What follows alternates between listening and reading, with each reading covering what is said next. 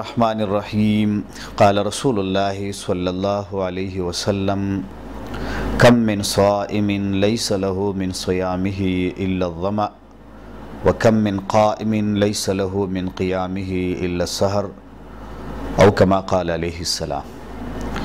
رسول الله صلی الله علیه وسلم په دې حدیث مبارک کې د بدقسمت روزدار تذکرہ کړی ده. بدقسمت روزدار هغه څوک دی، نبی علیہ السلام فرمایي چې ډیر کرتا یو روزدار داسې وي چې هغه ته په روزه کې د تندې نه ما سوا بل څه نه ملاویږي. او د دې حدیث دویم جز دا دی چې ډیر کرتا د شپې عبادت کوونکي او د شپو رڼونکي داسې دی چې سیوا د تکاوت او د ستړیوالي نه ورته بل څه نه ملاویږي. د دې حدیث مطلب دا دی چې هر کله یو روزدار روزه ونیسي او د روزې د تقاضو خیال او نه ساتي، دی پکې مونځ نه کوي، دی د قرآن تلاوت نه کوي، د خیر ښېګړه نه کوي، د چا سره تعاون نه کوي، د دې نه علاوه دی د حرامو کارونو نه ځان نه ساتي، دی د منکراتو نه ځان نه ساتي، هماغسې په ګناهونو کې ککړه وخته دی او د ځان د خوراک او د څښاک نه بند کړی دی. نبی علیه الصلاۃ والسلام فرمایي چې دې روزدار ته به صرف تنده ملاویږي او دی به صرف تنده محسوسوي، د ده په عمل نامه کې به اجر او ثواب نه لیکلی کېږي. دا بدقسمته روزدار دی. الله رب العالمین دې موږ او تاسو له داسې روزې نه وساتي.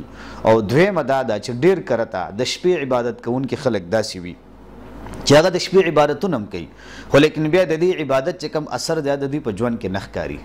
هغه چې کارونه دوی نه کوي، یا دا د عمل د ریا دپاره کوي، یا د خلکو د ښودنې دپاره کوي. د قیام اللیل چې کم اثرات او کم برکات دي او دا هغه د په زندګۍ کې نه ښکاري.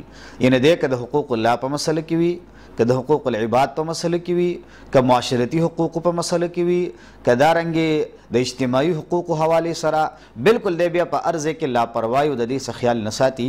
نبی علیه الصلاۃ والسلام د دې حدیث د دویمې جملې مطلب دا دی چې دا سړی که دا ډېرم منځ گزار شي او که دا ډېرم تهجد گزار شي، خو که دی د محرماتو نه او دارنګې د معاشرتي برایانو نه ځان نه ساتي، نو په دې عبادت کې بس سیوا د تکاوت او د ستړیوالي نه د ته بل څه نه ملاویږي. نو لہذا پکار دا ده چې موږ د ځانه بدقسمته روزدار جوړ نه کړو، موږ د ځانه بدقسمته منځګزار او تهجد گزار جوړ نه کړو، چې موږ د ځانه داسې خلک جوړ کړو چې موږ د روزې په بنیاد باندې په الله رب العالمین باندې ځان وبخو. نبی علیه السلام فرمایي هغه کس ډیر زیات بدبخته دی چې د رمضان میاشت په باندې راشي او دی په دې رمضان کې د الله دومره عبادت اونه کې چې الله پې دی وبخي. دا ډېر بدقسمته او بدبخته انسان دی. الله دې موږ او تاسو د دې حالت نه او د کیفیت نه وساتي.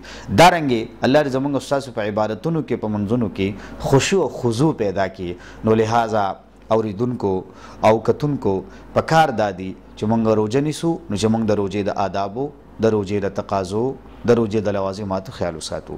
که مونږ قیام اللیل کوو، که مونږ تهجد کوو، که مونږ عبادت کوو، نو چې مونږ د عبادت کومې تقاضې دي هغه پوره کوو، نو زمونږ په د عبادت کې به برکت هم وي، اثر به هم وي.